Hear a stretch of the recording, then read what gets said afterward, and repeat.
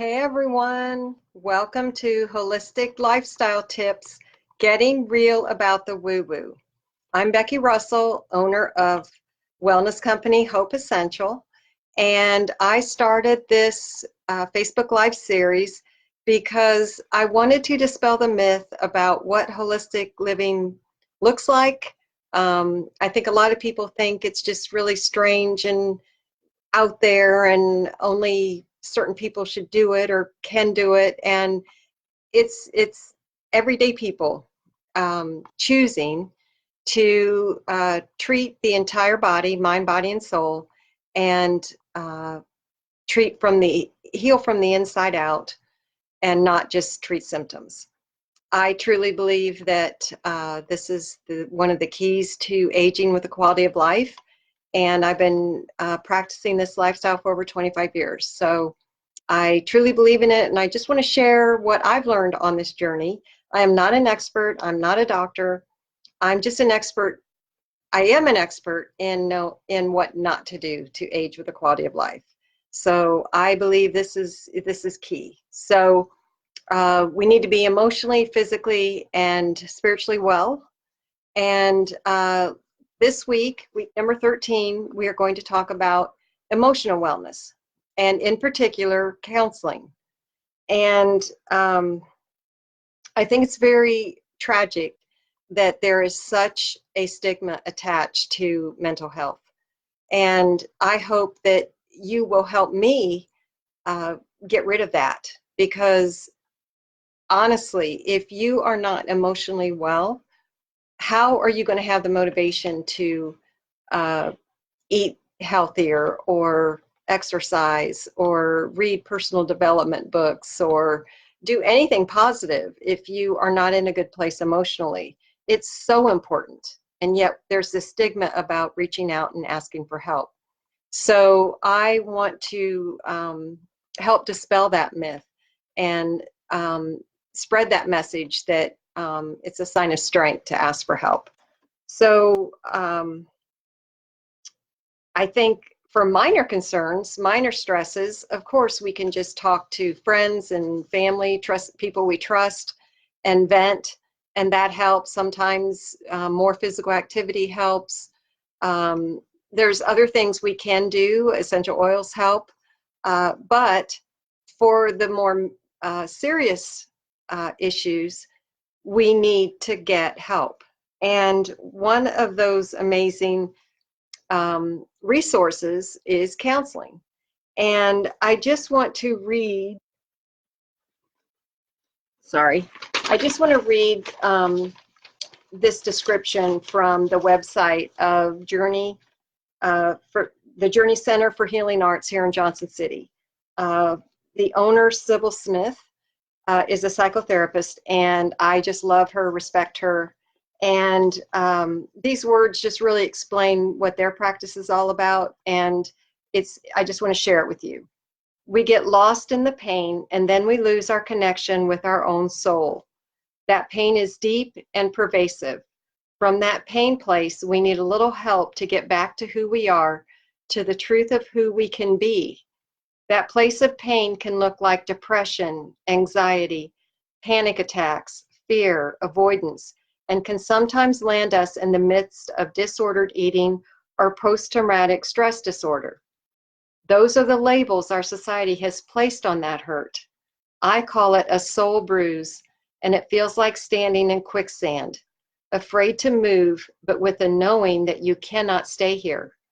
To heal the bruise and escape the quicksand, you need love, time, safety, to slow down, and to find a way to keep yourself protected while you heal and emerge stronger and truer.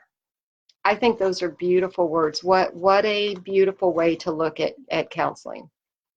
And of course, you need to find the right fit. Not all therapists are going to be a perfect match for everybody.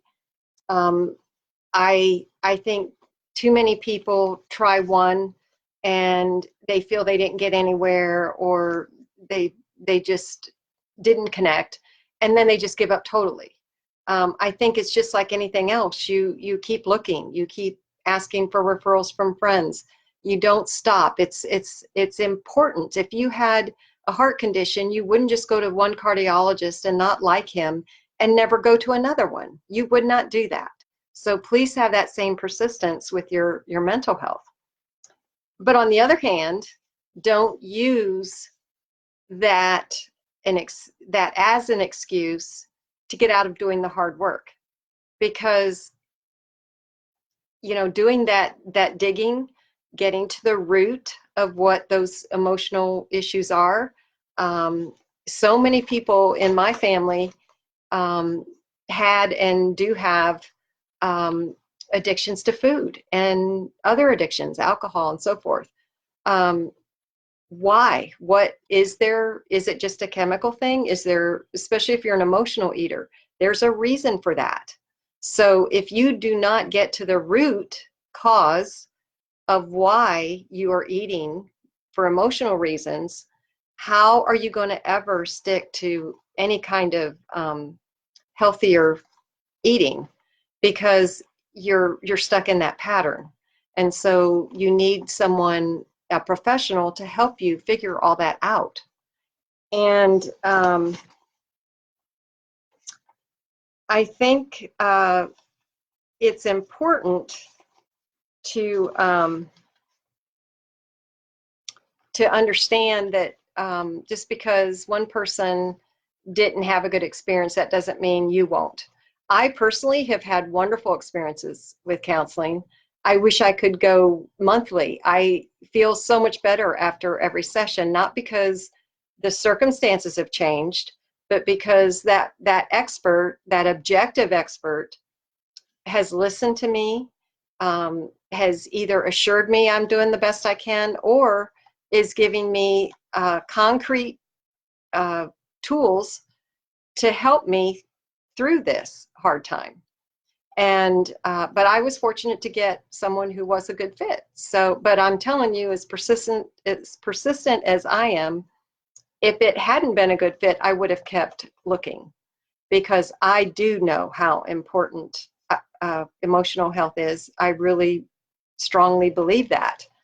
And hope, of course, is pure emotion, and that's the name of my company. It's something very important to me. So hope is very, very important. So this leads to, are you comfortable with the subject of mental health? Or if not, are you willing to explore why you are not comfortable? Is there a fear there?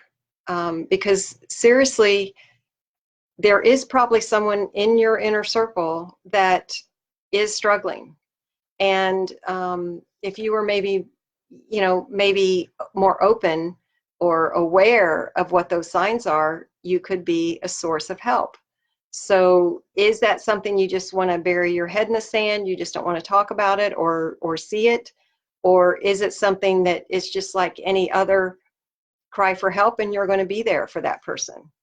Or is it you that needs help and you are reluctant to ask for it? Please know you are not alone. There are resources out there, and I will post the link for the Journey Center for the Healing Arts, and I will also post a few things about warning signs and so forth. But I just encourage you to really explore how you feel about mental health, and is there a little bit of that buy-in for you about the stigma about it, and what can you do to help get rid of that? And also for your homework, what is one thing that you can do this week that will support your emotional wellness, your mental health? Is it maybe unplugging from electronics for an hour, 30 minutes a day, or committing to a walk in nature, or even getting your bare feet on the ground? It can be wonderful for your mental health.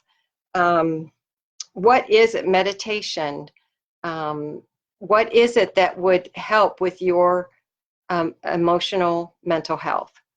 And comment in the comments below. I would love to see what you are going to do to support your emotional wellness.